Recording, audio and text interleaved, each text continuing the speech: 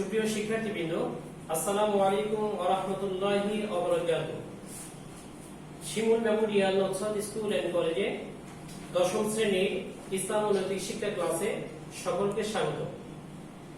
প্রিয় শিক্ষার্থীরা, আশা করছি আল্লাহর অশেষ মেহেরবানিতে পরিবারের সবাইকে নিয়ে ভালো আছো, সুস্থ আছো, নিরাপদে আছো। আলহামদুলিল্লাহ, আমিও আল্লাহর অশেষ মেহেরবানিতে ভালো আছি। প্রিয় শিক্ষার্থীরা, আজকের ক্লাস উপস্থাপনে আছে আমি মোহাম্মদ মিজানুর রহমান, সহকারী শিক্ষক, ইসলাম ও নৈতিক শিক্ষা, Shimul memorial Noushad school and college, Rajshahi. সুপ্রিয় শিক্ষার্থীবৃন্দ, আজকে আমরা আলোচনা করব পঞ্চম অধ্যায়। আর আজকে আলোচনা থেকে আমরা যে বিষয়গুলো সম্পর্কে জানতে পারবো, অবগত হতে পারবো, সেগুলো হলো জাহিলি আরবের অবস্থা সম্পর্কে জানতে পারবো, নবী সাল্লাল্লাহু আলাইহি ওয়াসাল্লামের জন্ম, শৈশব ও কৈশোর সম্পর্কে জানতে পারবো, নবী সাল্লাল্লাহু আলাইহি ওয়াসাল্লামের যৌবনকাল, নবুয়ত প্রাপ্তি ও ইসলাম প্রচার সম্পর্কে জানতে পারবো, নবী সাল্লাল্লাহু আলাইহি ওয়াসাল্লামের মাদানী জীবন, মক্কা বিজয় ও বিদায় সম্পর্কে জানতে পারবো।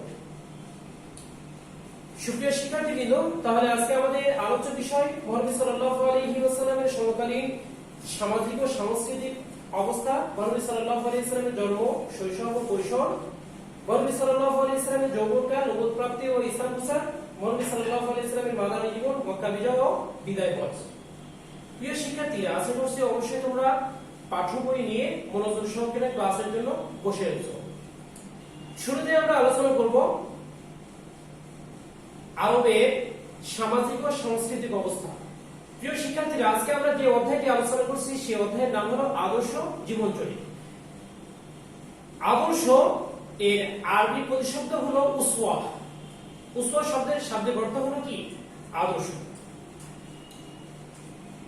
আদর্শ বা যাদেরকে আদর্শ হিসেবে অনুসরণ করব তারা কারা? যাদের জীবনী, যাদের কর্মকাণ্ড, যাদের পরামর্শ অনুসরণ করলে দুনিয়াতে এবং পরকালীন জীবনে সফলতা লাভ করতে পারবো, তাদেরকে আমরা কি আদর্শ হিসেবে গ্রহণ করব। প্রিয় শিক্ষার্থীরা, আর আল্লাহ তাআলা এমনই একজন মহানবীর কথা পবিত্র কোরআনুল কারীমের মধ্যে উল্লেখ করেছেন এবং তাকে আদর্শ হিসেবে গ্রহণ করতেও নির্দেশ দিয়েছেন। মহান আল্লাহ তাআলা বলেন, লাকাদ কানা লাকুম ফি রাসূলিল্লাহি উসওয়াতুন হাসানাহ, নিশ্চয়ই তোমাদের জন্য রয়েছে রাসূল সাল্লাল্লাহু আলাইহি ওয়াসাল্লামের জীবনে উত্তম আদর্শ, অর্থাৎ রাসূলের জীবনের মধ্যে রয়েছে আমাদের জন্য উত্তম আদর্শ। প্রিয় শিক্ষার্থীরা, তাহলে আজকের যে আলোচনা অধ্যায় আমরা যাদেরকে অনুসরণ করলে আমরা জীবনে সফলতা লাভ করতে পারবো দুনিয়াতে এবং আখিরাতে, তাদের জীবনী নিয়ে আমরা আলোচনা করব। শুরুতে আমরা আলোচনা করব নবী সাল্লাল্লাহু আলাইহি ওয়াসাল্লামের জীবনী নিয়ে। আর নবী সাল্লাল্লাহু আলাইহি ওয়াসাল্লামের জীবনী নিয়ে আলোচনার শুরুতে আমরা যে সমাজে, যে পরিবেশে, যে দেশে, যে সামাজিক অবস্থাতে নবী সাল্লাল্লাহু আলাইহি ওয়াসাল্লাম জন্মগ্রহণ করেছিলেন সেই পরিবেশ বা সংস্কৃতি সম্পর্কে আমরা অবগত হব। প্রিয় শিক্ষার্থীরা, আমাদের প্রিয় নবী হযরত মুহাম্মদ সাল্লাল্লাহু আলাইহি ওয়াসাল্লাম জন্মগ্রহণ করার পূর্বে মক্কার সামাজিক অবস্থা ছিল খুবই বর্বর। সেখানে হত্যা, লুণ্ঠন, রাহাজানি, সুদ, ঘুষ, জিনা, ব্যভিচার, অশ্লীলতা ইত্যাদি এই ধরনের নানা অপকর্ম ছিল তৎকালীন সমাজের মানুষের নিত্য নৈমিত্তিক ব্যাপার। অর্থাৎ তাদের সমাজে এই ধরনের কর্মকাণ্ডে কোনো ধরনের হতাশা বা কোনো ধরনের বিব্রত হওয়ার মতো মনোভাব তাদের ভিতরে ছিল না। এগুলো তাদের নিত্য নৈমিত্তিক বা স্বাভাবিক একটা কাজ বা ঘটনা হিসেবে তাদের মনে জায়গা করে নিয়েছিল। এমন একটি সমাজে, এমন একটি পরিবেশে মুহাম্মদ সাল্লাল্লাহু আলাইহি ওয়াসাল্লাম জন্মগ্রহণ করেছিলেন। প্রিয় শিক্ষার্থীরা, তাদের সামাজিক অবস্থা কেমন ছিল? সে সমাজে ছিল কন্যা সন্তানকে জীবন্ত হত্যা করা একটি সাধারণ ব্যাপার। যেমন মহান আল্লাহ তাআলা বলেন, ওয়াইদা বুশিরা আহাদুহুম বিল উনসা যাল্লা ওয়াজহুহু মুসওয়াদ্দা ওয়া হুয়া কাযীব, অর্থাৎ যখন তাদের কাউকে কন্যা সন্তানের সুসংবাদ দেওয়া হতো তখন তাদের মুখমণ্ডল কালো হয়ে যেত এবং তারা অসহনীয় মনস্তাবে ক্লিষ্ট হতো। ইয়াতাওয়ারা মিনাল কওমি মিন সুই মা বুশিরা বিহি আয়ুমসিকুহু আলা হুরিন আম ইয়াদুসুহু আলা তুরাব আলা সাআ মা ইয়াহকুমুন, অর্থাৎ এবং তারা ভাবতো যে কন্যা সন্তান হয়েছে, কন্যা সন্তানকে তারা জীবিত রাখবে না জীবন্ত হত্যা করে ফেলবে। এই ধরনের চিন্তা কি তারা আত্মনিয়োগ করতো নিজেদের কি মন মানসিকতা থেকে।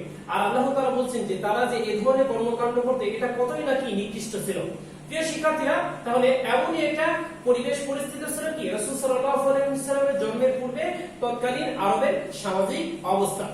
প্রিয় শিক্ষার্থীরা, এই এত খারাপ একটা পরিবেশের মধ্যেও তৎকালীন আরবদের মধ্যে একটি বিশেষ ভালো দিক ছিল, সেটি হলো কি সাহিত্য চর্চা, অর্থাৎ সাংস্কৃতিক চর্চা ছিল তাদের অন্যতম একটি কি ভালো গুণ।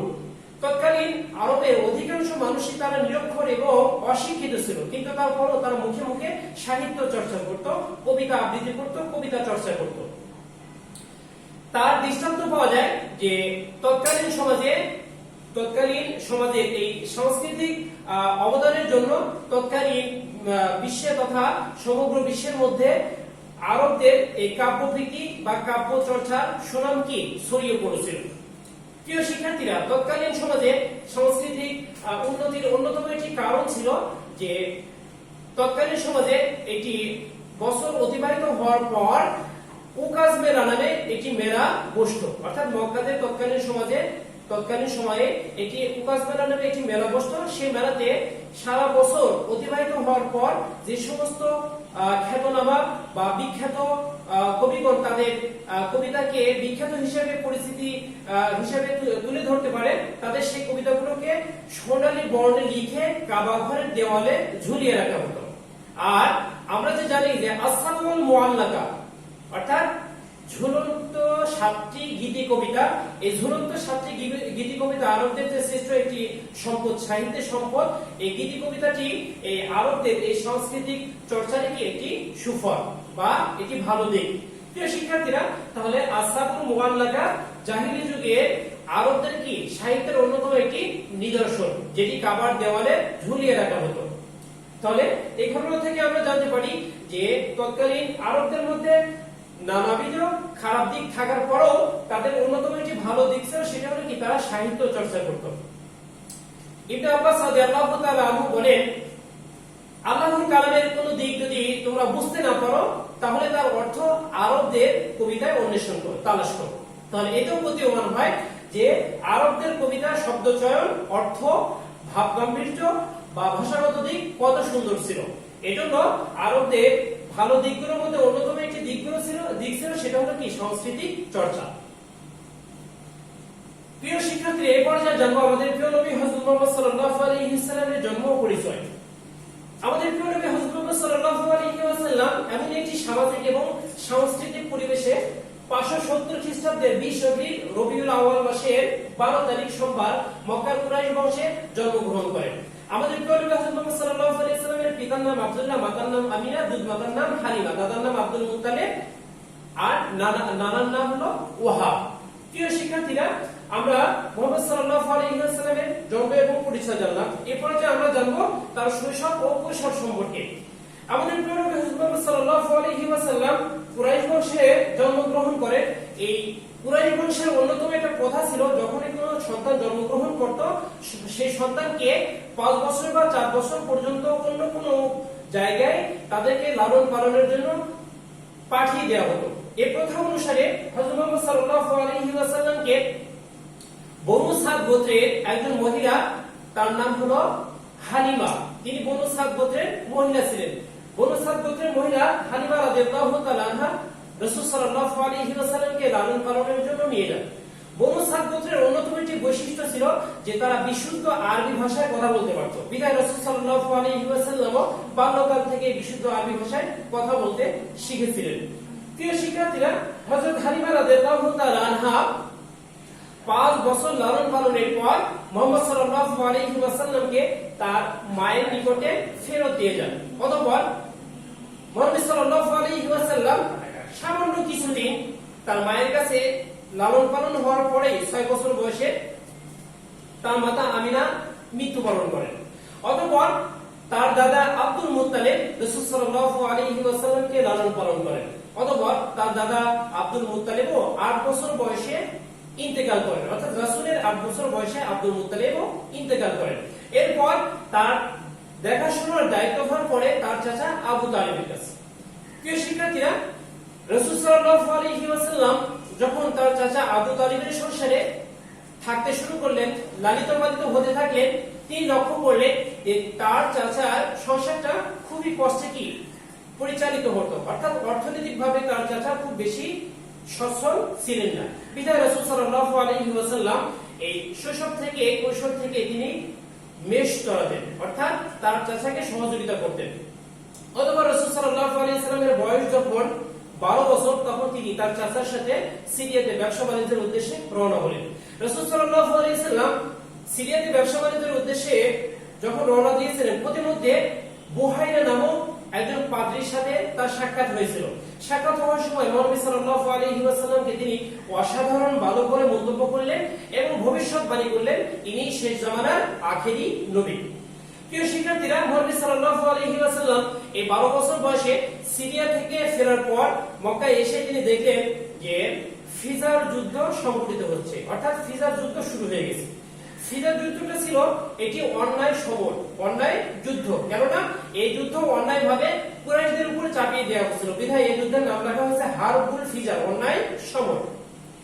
এই যুদ্ধ 5 বছর স্থায়ী ছিল। 5 বছর স্থায়ী থাকার ফলে অসংখ্য সাধারণ মানুষ মৃত্যুবরণ করতে শুরু করলো। বিধায় নবী সাল্লাল্লাহু আলাইহি ওয়াসাল্লাম চিন্তাগ্রস্ত হয়ে পড়লেন আর ভাবতে থাকলেন যে কিভাবে এই যুদ্ধের ভয়াবহতা থেকে সাধারণ মানুষকে রক্ষা করা যায়, যুদ্ধটি বন্ধ করা যায়। এরই লক্ষ্যে মহানবী সাল্লাল্লাহু আলাইহি ওয়াসাল্লাম বিভিন্ন ধরনের উদ্যোগ গ্রহণ করেছিলেন। তার মধ্যে অন্যতম একটি উদ্যোগ ছিল হিলফুল ফুজুল গঠন। হিলফুল ফুজুল শব্দের শাব্দিক অর্থ হলো শান্তি সংঘ। এই শান্তি সংঘ তিনি গঠন করেছিলেন তৎকালীন আরবদের যুবকদের নিয়ে। এই যুবকদের নিয়ে তিনি হিলফুল ফুজুল গঠন করলেন। এই সংগঠনের উদ্দেশ্য ছিল যে আর্তের সেবা করা, অত্যাচারীকে প্রতিরোধ করা, অত্যাচারিতকে সাহায্য করা, শান্তি শৃঙ্খলা ফিরিয়ে আনা ইত্যাদি এই ধরনের উদ্দেশ্য সামনে রেখে হযরত মুহাম্মদ সাল্লাল্লাহু আলাইহি ওয়াসাল্লাম এবং তার বন্ধু সুলভ যে সমস্ত আরবের তৎকালীন যুবকরা ছিল তাদেরকে নিয়ে তিনি হিলফুল ফুজুল গঠন করেছিলেন। প্রিয় শিক্ষার্থীরা, বর্তমান সমাজে বা বর্তমান পৃথিবীতে আমরাও দেখছি যে এই ধরনের শান্তি প্রতিষ্ঠার লক্ষ্যে বিভিন্ন ধরনের সংগঠন প্রতিষ্ঠিত হয়েছে। যেমন আমরা জানি যে জাতিসংঘ, এই জাতিসংঘ সারা বিশ্বের মধ্যে বিভিন্ন ধরনের যুদ্ধ বিগ্রহ, বিভিন্ন ধরনের বিশৃঙ্খলা বন্ধে বিভিন্ন ধরনের উদ্যোগ গ্রহণ করে থাকে, যা অনেকটাই কি হিলফুল ফুজুল তথা রাসূল সাল্লাল্লাহু আলাইহি ওয়াসাল্লামের প্রতিষ্ঠিত শান্তি সংঘের কাছে ঋণী হয়ে আছে। প্রিয় শিক্ষার্থীরা, আমরাও রাসূল সাল্লাল্লাহু আলাইহি ওয়াসাল্লামের ন্যায় বিভিন্ন ধরনের সমস্যা সমাধানে, সেটি ক্লাসরুম হোক, খেলার মাঠ হোক, পরিবার হোক, সমাজ হোক, বিভিন্ন ধরনের সমস্যা সমাধানে আমরাও কি এই ধরনের শান্তি সংঘর ন্যায় বা হিলফুল ফুজুলের ন্যায় কিছু সংগঠন তৈরি করার আমরা চেষ্টা করব। প্রিয় শিক্ষার্থীরা, এ পর্যায়ে রাসূল সাল্লাল্লাহু আলাইহি ওয়াসাল্লামের যৌবনকাল এবং নবুয়ত। হযরত মুহাম্মদ সাল্লাল্লাহু আলাইহি ওয়াসাল্লাম যৌবনে উপনীত হতেই তার সুখ্যাতি, তার সুনাম, তার আমানতদারিতা, তার নিষ্ঠা, তার ন্যায়পরায়ণতা আরবের চতুর্দিকে ছড়িয়ে পড়ল। এতে সে সময় একজন বিদেশী ধনাঢ্য মহিলা হযরত খাদিজা রাদিয়াল্লাহু তাআলা আনহাও কি এই সুসংবাদ শুনতে বিরত থাকলেন না। বিদায় হযরত মুহাম্মদ সাল্লাল্লাহু আলাইহি ওয়াসাল্লামকে তার ব্যবসা বাণিজ্য পরিচালনার জন্য তিনি তার উপর দায়িত্বভার প্রদান করলেন। অথবা নবী সাল্লাল্লাহু আলাইহি ওয়াসাল্লাম তার ব্যবসার দায়িত্ব নিয়ে সিরিয়া গমন করলেন। আর সিরিয়া গমনের সময় হযরত খাদিজা রাদিয়াল্লাহু তাআলা আনহার অন্যতম একজন বিশ্বস্ত কর্মী বা তার একজন সহকর্মী তিনি হলেন মাইসারা। এই মাইসারাকে নবী সাল্লাল্লাহু আলাইহি ওয়াসাল্লামের সাথে পাঠিয়ে দিলেন। মাইসারা নবী সাল্লাল্লাহু আলাইহি ওয়াসাল্লামের ন্যায়পরায়ণতা, নিষ্ঠা, কর্তব্যপরায়ণতা, পরিশ্রম সবকিছুতে মুগ্ধ হলেন। অথবা হযরত খাদিজা রাদিয়াল্লাহু তাআলা আনহার নিকটে এসে তার এই ধরনের সুনাম বা সুখ্যাতিগুলো, তার কর্তব্যপরায়ণতা ইত্যাদি গুণগুলো তিনি বর্ণনা করলেন। এটা হযরত খাদিজা রাদিয়াল্লাহু তাআলা আনহা তার উপরে কি সন্তুষ্ট হয়ে গেলেন। অতঃপর হযরত খাদিজা রাদিয়াল্লাহু তাআলা আনহা তাকে বিবাহ প্রস্তাব দিলেন। রাসূল সাল্লাল্লাহু আলাইহি সাল্লামের বয়স ছিল সেই সময় 25 বছর, আর হযরত খাদিজা রাদিয়াল্লাহু তাআলা আনহার বয়স ছিল 40 বছর। প্রিয় শিক্ষার্থীরা, এমন অবস্থায় হযরত খাদিজা রাদিয়াল্লাহু তাআলা আনহা এবং রাসূল সাল্লাল্লাহু আলাইহি ওয়াসাল্লামের বিবাহ সম্পন্ন হয়।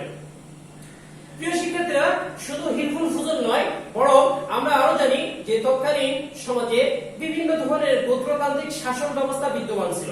বিধায় তৎকালীন সমাজে যখন হাজরে ও আসওয়াদ স্থাপন করা নিয়ে মতবিরোধ তৈরি হলো, তখন প্রত্যেক গোত্রেই তাদের নিজ নিজ স্বার্থে তারা অটুট ছিল, কেউ কাউকে ছাড় দিতে ইচ্ছা পোষণ করতেছিল না। এমন একটা অবস্থায় মহানবী সাল্লাল্লাহু আলাইহি ওয়াসাল্লাম বিভিন্ন ধরনের কি গুরুত্বপূর্ণ সিদ্ধান্ত গ্রহণ করেছেন। যেমন তারা সিদ্ধান্ত নিয়েছিল যে পরের দিন যে সর্বপ্রথম কাবা গৃহে প্রবেশ করবে সে যে ফয়সালা দিবে তার ফয়সালায় কি আমরা মেনে নিব।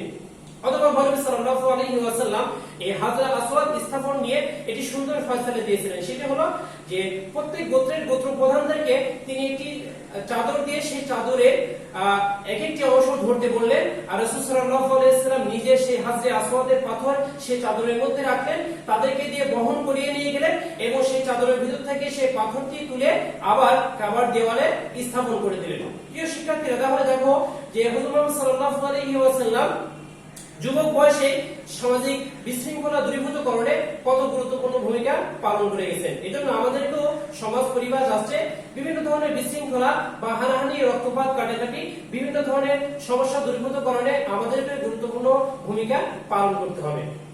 প্রিয় শিক্ষার্থীরা, নবুয়ত লাভ। নবী সাল্লাল্লাহু আলাইহি ওয়াসাল্লাম যখন এই বিভিন্ন ধরনের সমস্যা দূরীভূত করতে থাকলেন অথবা বিবাহ সম্পন্ন করলেন, রাসূল সাল্লাল্লাহু আলাইহি ওয়াসাল্লামের বিবাহ সম্পন্ন হওয়ার পর যখন তার বয়স 40 বছর, তখন নবী সাল্লাল্লাহু আলাইহি ওয়াসাল্লাম নবুয়ত প্রাপ্ত হলেন। অর্থাৎ তিনি 610 খ্রিস্টাব্দে 40 বছর বয়সে নবী সাল্লাল্লাহু আলাইহি ওয়াসাল্লাম হিরা পর্বতের গুহায় রমজান মাসের কদরের রাত্রিতে নবুয়ত প্রাপ্ত হলেন। সর্বপ্রথম হযরত জিবরাইল আলাইহিস সালাম এসে সূরা আলাকের প্রথম 5টি আয়াত তাকে পাঠ করিয়ে শোনালেন। তিনি সর্বপ্রথম বললেন যে ইকরা বিইসমি রাব্বিকাল লাযী খালাক। তখন নবী সাল্লাল্লাহু আলাইহি ওয়াসাল্লাম বললেন, ইকরা বললেন যে পড়ুন, আপনি পড়ুন। রাসূল বললেন যে আমি পড়তে জানি না। অথবা হযরত জিবরাইল আলাইহিস সালাম তাকে 3 বার আলিঙ্গন করেছিলেন, জড়িয়ে ধরেছিলেন, অথবা তৃতীয়বার নবী সাল্লাল্লাহু আলাইহি ওয়াসাল্লাম পড়তে সক্ষম হয়েছিলেন। প্রিয় শিক্ষার্থীরা, নবী সাল্লাল্লাহু আলাইহি ওয়াসাল্লাম এভাবে নবুয়ত প্রাপ্ত হলেন। নবুয়ত প্রাপ্ত হওয়ার পর লক্ষ্য করো যে এটি গুহা তোমাদেরকে আমি দেখাচ্ছি। এই গুহাতে এটি হলো হেরা পর্বতের গুহা। এই স্থানে নবী সাল্লাল্লাহু আলাইহি ওয়াসাল্লাম ধ্যানমগ্ন থাকতেন এবং সত্যের বাণী বা সঠিক নির্দেশনার জন্য আল্লাহ তাআলার নিকট, সৃষ্টিকর্তার নিকট প্রার্থনা করতেন। এমন অবস্থাতেই নবী সাল্লাল্লাহু আলাইহি ওয়াসাল্লাম নবুয়ত প্রাপ্ত হলেন। আর এখানে সূরা আলাকের প্রথম 5টি আয়াতে আমরা আরবি লেখা, অর্থাৎ প্রথম 5টি আয়াত এখানে সুন্দরভাবে পাথরের উপর লিপিবদ্ধ করা আছে। লক্ষ্য করো, এই স্থানে নবী সাল্লাল্লাহু আলাইহি ওয়াসাল্লাম নবুয়ত প্রাপ্ত হলেন। প্রিয় শিক্ষার্থীরা, নবুয়ত প্রাপ্ত হওয়ার পর নবী সাল্লাল্লাহু আলাইহি ওয়াসাল্লামের ইসলাম প্রচার। নবী সাল্লাল্লাহু আলাইহি ওয়াসাল্লাম প্রথম 3 বছর তিনি তার আত্মীয়দের মধ্যে ইসলাম প্রচার শুরু করলেন। আর আত্মীয়দের মধ্যে ইসলাম প্রচারের পর যখন তিনি প্রকাশ্যে ইসলাম প্রচার শুরু করলেন, তখন মক্কার কাফের মুশরিকরা নবী সাল্লাল্লাহু আলাইহি ওয়াসাল্লামকে বিভিন্ন ধরনের অপবাদ দিতে শুরু করলো।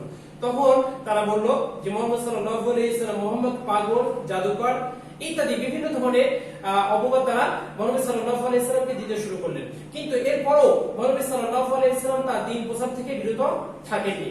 নবী সাল্লাল্লাহু আলাইহি ওয়াসাল্লামকে বিভিন্ন ধরনের প্রলোভন দেখানো হয়েছে। তাকে আরবের সবচেয়ে সুন্দরী নারী, সবচেয়ে ধনাঢ্যবান ব্যক্তি বানানোর প্রস্তাবও তাকে দেওয়া হয়েছে, কিন্তু রাসূল সাল্লাল্লাহু আলাইহি ওয়াসাল্লাম সেই ধরনের প্রস্তাব গ্রহণ করেননি। তিনি এক আল্লাহ তাআলার তথা ইসলামের আহ্বান জানিয়ে মানুষদেরকে আল্লাহর পথে আহ্বান জানিয়ে গেছেন। প্রিয় শিক্ষার্থীরা, নবী সাল্লাল্লাহু আলাইহি ওয়াসাল্লাম যখন এভাবে ইসলাম প্রচার করতে থাকলেন, তখন কাফের মুশরিকরা তার উপরে শারীরিক অত্যাচার শুরু করলো। তার নামাজরত অবস্থায় তার উপরে উঠে নারী ধরে চাপিয়ে দেওয়া হতো। তার যে সহধর্মিণী ছিল, তার যে সহকর্মী যারা ছিল, তার সাথে যারা চলাফেরা করতো, যে সমস্ত নবমুসলিম ছিল, তাদের উপরে অকথ্য নির্যাতন শুরু করলো। তখন নবী সাল্লাল্লাহু আলাইহি ওয়াসাল্লাম আল্লাহ তাআলার নির্দেশে মদিনায় হিজরতের ইচ্ছা পোষণ করলেন। আমাদের প্রিয় নবী হযরত মুহাম্মদ সাল্লাল্লাহু আলাইহি ওয়াসাল্লাম 622 খ্রিস্টাব্দে নবী সাল্লাল্লাহু আলাইহি ওয়াসাল্লাম মদিনায় হিজরত করলেন। মদিনায় হিজরত করার কারণ ছিল যে নবী সাল্লাল্লাহু আলাইহি ওয়াসাল্লাম মক্কার তুলনায় মদিনায় ইসলাম প্রচারের পরিবেশটা সুন্দর পাবেন এই ধরনের তথ্য তিনি আগেই পেয়েছিলেন। এছাড়াও তিনি মদিনায় বসবাসরত বিভিন্ন গোত্রের মধ্যে সমস্যা দেখা দিয়েছিল, যার সমাধান করবে মহানবী সাল্লাল্লাহু আলাইহি সাল্লামকে মদিনায় আহ্বান জানানো হয়েছিল। আর এই সমস্ত দিক বিবেচনা করে মহানবী সাল্লাল্লাহু আলাইহি সাল্লাম মানসিকভাবে চিন্তা করেছিলেন। আর যখন আল্লাহ তাআলা স্বয়ং নিজে নির্দেশ দিলেন মদিনায় হিজরতের জন্য, তখন মহানবী সাল্লাল্লাহু আলাইহি সাল্লাম মদিনায় হিজরত করলেন। প্রিয় শিক্ষার্থীরা, মদিনায় হিজরতের পর মহানবী সাল্লাল্লাহু আলাইহি ওয়াসাল্লাম মদিনায় একটি ইসলামী রাষ্ট্র প্রতিষ্ঠা করতে সক্ষম হয়েছিলেন। আর এই ইসলামী রাষ্ট্র প্রতিষ্ঠার অন্যতম একটি গুরুত্বপূর্ণ দিক ছিল মদিনা সনদ। কেননা মদিনায় তৎকালীন সময়ে মুসলমান, ইহুদি, খ্রিস্টান, পৌত্তলিক বিভিন্ন ধর্মাবলম্বীদের মানুষ বসবাস করত। মহানবী সাল্লাল্লাহু আলাইহি ওয়াসাল্লাম এই মুসলমান, ইহুদি, খ্রিস্টান, পৌত্তলিক এই সমস্ত গোত্রের মানুষদেরকে, ধর্মাবলম্বীদেরকে নিয়ে একটি লিখিত সংবিধান বা লিখিত সনদ প্রণয়ন করেছিলেন, যা পৃথিবীর ইতিহাসে সর্বপ্রথম লিখিত সংবিধান বা লিখিত সনদ, আর যাকে মদিনা সনদ নামে নামকরণ করা হয়েছে। প্রিয় শিক্ষার্থীরা, এই মদিনা সনদে 47টি ধারা ছিল। এই 47টি ধারার মধ্যে কিছু গুরুত্বপূর্ণ ধারা আমরা জেনে নিই। সেটি হলো, সকল সম্প্রদায় স্বাধীনভাবে নিজ নিজ ধর্ম পালন করবে, কারো ধর্মের উপর কেউ হস্তক্ষেপ করবে না বা করবো না, এই ধরনের এটি চুক্তিবদ্ধ হয়েছিল বা লিখিত আকারে লিপিবদ্ধ করা হয়েছিল। সনদে স্বাক্ষরকারী সকল সম্প্রদায়কে নিয়ে একটি সাধারণ জাতি গঠন করা হবে। আর মহানবী সাল্লাল্লাহু আলাইহি ওয়াসাল্লাম হবে এই সাধারণ জাতি বা সম্প্রদায়ের প্রধান এবং সর্বোচ্চ বিচারক, অর্থাৎ প্রধান বিচারক। মহানবী সাল্লাল্লাহু আলাইহি ওয়াসাল্লাম হবেন প্রজাতন্ত্রের প্রধান। কোনো ব্যক্তি অপরাধ করলে তা ব্যক্তিগত অপরাধ বলে গণ্য হবে। অর্থাৎ কোনো গোত্রের কোনো লোক যদি অপরাধ করে, তাহলে সেই ব্যক্তি অপরাধী হিসেবে গণ্য হবে, সেই গোত্র সমস্ত গোত্রের লোক অপরাধী হিসেবে কি সাব্যস্ত হবে না। সনদের ধারা ভঙ্গকারীর উপরে আল্লাহ তাআলার অভিসম্পাত। নবী সাল্লাল্লাহু আলাইহি ওয়াসাল্লাম সনদের শেষ প্রান্তে এসে বলেছিলেন যে যদি কোনো ব্যক্তি এই মদিনা সনদের যে 47টি ধারা লিপিবদ্ধ করা হলো, এই সনদের 47 ধারা কোনো একটি ধারা যদি ভঙ্গ করে, তাহলে তার উপরে কি আল্লাহ তাআলার অভিশাপ বা আল্লাহ তাআলার লানত বর্ষিত হবে। প্রিয় শিক্ষার্থীরা, নবী সাল্লাল্লাহু আলাইহি ওয়াসাল্লাম যে মদিনা সনদ বা লিখিত সংবিধান প্রণয়ন করেছিলেন, এই সনদের ফলে নবী সাল্লাল্লাহু আলাইহি ওয়াসাল্লাম মদিনাকে একটি ইসলামী রাষ্ট্র এবং তৎকালীন সময়ে একটি প্রতিষ্ঠিত শক্তিশালী রাষ্ট্র হিসেবে প্রতিষ্ঠা করতে সক্ষম হয়েছিলেন। প্রিয় শিক্ষার্থীরা, এই পর্যায়ে আমরা আলোচনা করব মক্কা বিজয় ও মহানবী সাল্লাল্লাহু আলাইহি ওয়াসাল্লামের বিদায় হজ। প্রিয় শিক্ষার্থীরা, মক্কার কুরাইশরা যখন দেখলো যে মহানবী সাল্লাল্লাহু আলাইহি ওয়াসাল্লাম মদিনায় হিজরত করে মদিনাকে একটি শক্তিশালী ইসলামী রাষ্ট্র হিসেবে প্রতিষ্ঠিত করেছে, তখন তারা পরিকল্পনা করতে শুরু করলো যে কিভাবে এই মদিনা রাষ্ট্রকে ধ্বংস করা যায় বা মদিনা রাষ্ট্রকে কি তাদের ক্ষমতা খর্ব করা যায়। এরই লক্ষ্যে তারা বিভিন্ন ধরনের কৌশল অবলম্বন করতে থাকলো। আর ইতিমধ্যে নবী সাল্লাল্লাহু আলাইহি ওয়াসাল্লাম মক্কা থেকে মদিনায় হিজরত করা দীর্ঘদিন অতিবাহিত হওয়ার কারণে নবী সাল্লাল্লাহু আলাইহি ওয়াসাল্লাম প্রিয় মাতৃভূমি মক্কাকে প্রদর্শনের জন্য, মক্কাকে দেখার জন্য তিনি অস্থির হয়ে গেলেন। এরই লক্ষ্যে নবী সাল্লাল্লাহু আলাইহি ওয়াসাল্লাম ষষ্ঠ হিজরি 628 খ্রিস্টাব্দে 1400 সাহাবী নিয়ে মক্কার উদ্দেশ্যে তিনি যাত্রা করলেন। প্রতিমধ্যে হুদাইবিয়া নামক স্থানে কুরাইশদের দ্বারা নবী সাল্লাল্লাহু আলাইহি ওয়াসাল্লাম বাধাপ্রাপ্ত হন, অথবা সেখানে তিনি কি সন্ধি করে সে বছর মক্কায় যাওয়া থেকে ফেরত আসেন। কিন্তু 10 বছরের একটি চুক্তি ছিল যে কোনো ধরনের কোনো যুদ্ধ বিগ্রহ চলবে না, হুদাইবিয়া সন্ধির মধ্যে অন্তর্ভুক্ত ছিল। কিন্তু কুরাইশরা এই সন্ধির শর্ত ভঙ্গ করলো, অথবা নবী সাল্লাল্লাহু আলাইহি ওয়াসাল্লাম 630 খ্রিস্টাব্দে 10,000 সাহাবী নিয়ে, মুসলিম নিয়ে নবী সাল্লাল্লাহু আলাইহি ওয়াসাল্লাম মক্কা অভিযান পরিচালনা করেন। আর নবী সাল্লাল্লাহু আলাইহি ওয়াসাল্লাম মক্কা অভিযানের সময় তিনি সরাসরি মক্কা প্রবেশ না করে মক্কার অদূরে মারবুত জাহরান নামক স্থানে তিনি তাঁবু স্থাপন করেন। আর মুসলিমদের এই বিশাল বাহিনী দেখে মক্কার তৎকালীন যারা নেতা ছিল, নেতৃবৃন্দ ছিল, তারা ভীত সন্ত্রস্ত হলো এবং মুহাম্মদ সাল্লাল্লাহু আলাইহি সাল্লাম এবং মুসলমানরা বিনা বাধায় তারা মক্কা বিজয় করলেন। মক্কা বিজয়ের পর নবী সাল্লাল্লাহু আলাইহি ওয়াসাল্লাম মক্কার কুরাইশদেরকে বলেছিলেন, তোমরা আজকে আমার কাছে কি ধরনের ব্যবহার আশা করছো? তখন নবী সাল্লাল্লাহু আলাইহি ওয়াসাল্লাম বললেন যে লা তাসরিবা আলাইকুল ইয়াউম ইযহাবু ফাআতুমুত তুলাকা, আজ তোমাদের বিরুদ্ধে আমার কোনো অভিযোগ নেই, তোমরা স্বাধীন এবং মুক্ত। প্রিয় শিক্ষার্থীরা, যে নবী সাল্লাল্লাহু আলাইহি ওয়াসাল্লামকে শারীরিক মানসিক অত্যাচার করে মক্কা থেকে মহানবী সাল্লাল্লাহু আলাইহি ওয়াসাল্লামকে মদিনায় হিজরত করতে বাধ্য করেছিলেন, অথচ মহানবী সাল্লাল্লাহু আলাইহি ওয়াসাল্লাম বীর বেশে যখন মক্কায় প্রবেশ করলেন তখন তিনি কি প্রাণের শত্রু যারা ঘোর শত্রু ছিল তাদেরকে তিনি মাফ করে দিলেন। তিনি আবু সুফিয়ানকে মাফ করে দিলেন, আবু সুফিয়ানের স্ত্রী হিন্দাকে মাফ করে দিলেন, যে কিনা নবী সাল্লাল্লাহু আলাইহি ওয়াসাল্লামের আপন চাচাকে হত্যা করেছিল, তার কলিজা কি চৌবন করেছিল। তাহলে নবী সাল্লাল্লাহু আলাইহি ওয়াসাল্লামের মক্কা বিজয় এবং মক্কা বিজয়ের পর তাদের ক্ষমা দৃষ্টান্ত এটি পৃথিবীর ইতিহাসে কি বিরল, যা পৃথিবীতে হয়তোবা আর কোনো ঘটনা এই ধরনের পরিলক্ষিত করা যাবে না। প্রিয় শিক্ষার্থীরা, নবী সাল্লাল্লাহু আলাইহি ওয়াসাল্লাম যখন মক্কা বিজয় করলেন তখন দলে দলে মুসলমান হতে শুরু করলো, অর্থাৎ বিভিন্ন ধর্মের মানুষ ইসলামের ছায়াতলে আশ্রয় নিতে শুরু করলো। তখন নবী সাল্লাল্লাহু আলাইহি ওয়াসাল্লাম ভেবে নিলেন যে তিনি আর পৃথিবীতে বেশি দিন থাকতে পারবেন না, অর্থাৎ তাকে রাখা হবে না। তখন নবী সাল্লাল্লাহু আলাইহি ওয়াসাল্লাম বিদায় হজের ইচ্ছা পোষণ করলেন, অর্থাৎ 632 খ্রিস্টাব্দে নবী সাল্লাল্লাহু আলাইহি ওয়াসাল্লাম লক্ষাধিক সাহাবী নিয়ে বিদায় হজ পালনের জন্য রওনা দিলেন। একে বিদায় হজ নামে নামকরণ করা হয়েছে। প্রিয় শিক্ষার্থীরা, নবী সাল্লাল্লাহু আলাইহি ওয়াসাল্লাম লক্ষাধিক সাহাবী নিয়ে বিদায় হজ পালনের জন্য আরাফাত ময়দানের পার্শ্ববর্তী রহমত নামক পাহাড়ে, রহমত নামক পাহাড়ে জাবাল রহমত নামক পাহাড়ের শীর্ষে দাঁড়িয়ে নবী সাল্লাল্লাহু আলাইহি ওয়াসাল্লাম এক মর্মস্পর্শী ভাষণ দিয়েছিলেন, যা ইতিহাসে বিদায় হজের ভাষণ নামে স্বীকৃতি লাভ করেছিল। প্রিয় শিক্ষার্থীরা, এ পর্যায়ে আমরা নবী সাল্লাল্লাহু আলাইহি ওয়াসাল্লামের বিদায় হজের ভাষণের কিছু গুরুত্বপূর্ণ দিকগুলো আলোচনা করব। নবী সাল্লাল্লাহু আলাইহি ওয়াসাল্লাম ভাষণের শুরুতে আল্লাহ তাআলার প্রশংসা করলেন। অতঃপর নবী সাল্লাল্লাহু আলাইহি ওয়াসাল্লাম বললেন, আজকে এই দিন, এই স্থান, এই মাস যেমন পবিত্র, ঠিক তেমনি ভাবে তোমাদের সম্পদ, তোমাদের মান সম্মান একে অপরের নিকটে পবিত্র। প্রিয় শিক্ষার্থীরা, এজন্য অবশ্যই কি করব, আমরা একে অপরের সম্মান, সম্পদ পরস্পরের নিকটে আমানত হিসাবে কি রক্ষা করব, কেউ কাউকে অবহেলা বা মান সম্মান হানি করব না।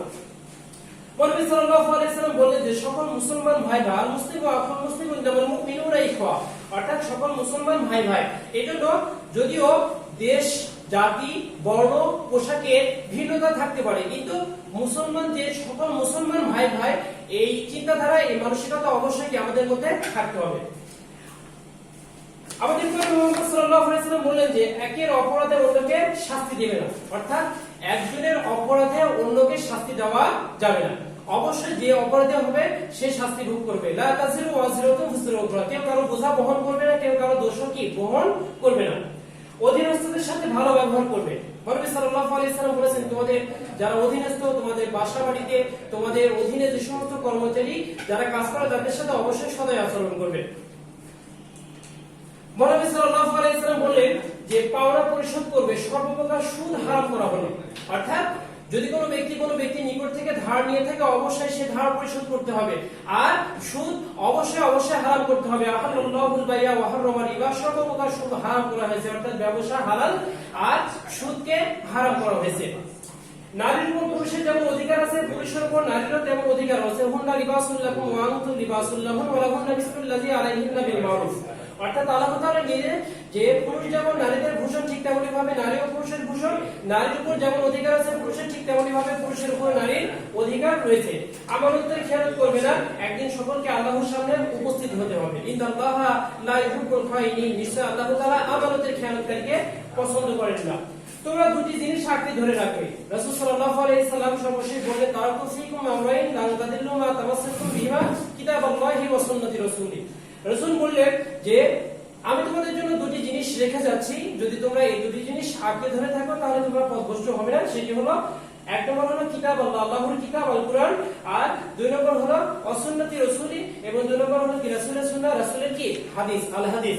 প্রিয় শিক্ষার্থীরা, তাহলে এই দুটি জিনিস যদি আমরা পথ প্রদর্শক হিসেবে যদি আমরা অনুসরণ করি অবশ্যই কি আমরা পথভ্রষ্ট হব না, আমাদের ভুল কোনো অর্থাৎ আমাদের কি দিক নির্দেশনা কি ভুল হবে না। এইজন্য অবশ্যই কি আমরা এই দুটি জিনিসকে অবশ্যভাবে হিসাবে পথ নির্দেশক হিসাবে গ্রহণ করব। অতঃপর নবী সাল্লাল্লাহু আলাইহি ওয়াসাল্লাম আকাশের দিকে তাকিয়ে নবী সাল্লাল্লাহু আলাইহি ওয়াসাল্লাম বললেন যে হে আল্লাহ, আমি কি তোমার বাণী সঠিকভাবে মানুষের কাছে পৌঁছাতে পেরেছি? অতঃপর উপস্থিত জনতা সবাই বলল, হ্যাঁ অবশ্যই কি আপনি পৌঁছাতে সক্ষম হয়েছেন। অতঃপর নবী সাল্লাল্লাহু আলাইহি ওয়াসাল্লাম বললেন যে হে আল্লাহ, তুমি সাক্ষী থাকো। অতঃপর আল্লাহ তাআলা সূরা মাইদার আয়াত নম্বর 3 নাযিল করলেন, আল-ইয়াওমা আকমালতু লাকুম দীনাকুম ওয়া আতমামতু আলাইকুম নি'মাতি ওয়া রাদিতু লাকুমুল ইসলাম দীনা। আজ আমি তোমাদের জন্য তোমাদের দ্বীনকে পূর্ণাঙ্গ করলাম, আমার নিয়ামতকে পূর্ণাঙ্গ করলাম এবং তোমাদের জন্য ইসলামকে সর্বশ্রেষ্ঠ জীবন ব্যবস্থা হিসেবে স্বীকৃতি প্রদান করলাম। অথবা নবী সাল্লাল্লাহু আলাইহি সাল্লাম সবাইকে আল বিদা বলে সেখান থেকে বিদায় নিলেন এবং বললেন যে তোমরা যারা উপস্থিত আছো আর যারা এখানে উপস্থিত নেই, যারা উপস্থিত আছো যারা অনুপস্থিত তাদের কাছে অবশ্যই কি আমার বাণীগুলো পৌঁছে দেবে। প্রিয় শিক্ষার্থীরা, নবী সাল্লাল্লাহু আলাইহি ওয়াসাল্লাম যে বিদায় হজের ভাষণ দিয়ে গেছেন, এখান থেকে অবশ্যই আমাদের নেতৃত্বের গুণাবলী, আমাদের সামাজিক রাষ্ট্রীয় পরিবার এবং একে অপরের অধিকার সম্পর্কে সুস্পষ্ট দিয়ে বর্ণনা প্রদান করে গেছেন, যা অনুসরণের মাধ্যমে সমাজ, রাষ্ট্র, পরিবার, ব্যক্তিগত জীবন থেকে শুরু করে সমস্ত দিক আমরা সুন্দরভাবে সুচারুরূপে পরিচালনা করতে পারবো ইনশাআল্লাহ। প্রিয় শিক্ষার্থীরা, দীর্ঘ আলোচনা শেষে এ পর্যায়ে মূল্যায়নের পালা। উসওয়া অর্থ কি? উসওয়া শব্দের শাব্দিক অর্থ হলো আদর্শ। কুরাইশরা কাবা ঘরে কতটি মূর্তি স্থাপন করেছিল? কুরাইশরা 360টি মূর্তি স্থাপন করেছিল। মুহাম্মদ সাল্লাল্লাহু আলাইহি ওয়াসাল্লামের দাদার নাম আব্দুল মুত্তালিব। মুহাম্মদ সাল্লাল্লাহু আলাইহি ওয়াসাল্লাম কত খ্রিস্টাব্দে নবুয়ত প্রাপ্ত হন? 610 খ্রিস্টাব্দে তিনি নবুয়ত প্রাপ্ত হন। মুহাম্মদ সাল্লাল্লাহু আলাইহি ওয়াসাল্লাম কত খ্রিস্টাব্দে মদিনায় হিজরত করেন? 622 খ্রিস্টাব্দে মুহাম্মদ সাল্লাল্লাহু আলাইহি ওয়াসাল্লাম মদিনায় হিজরত করেন।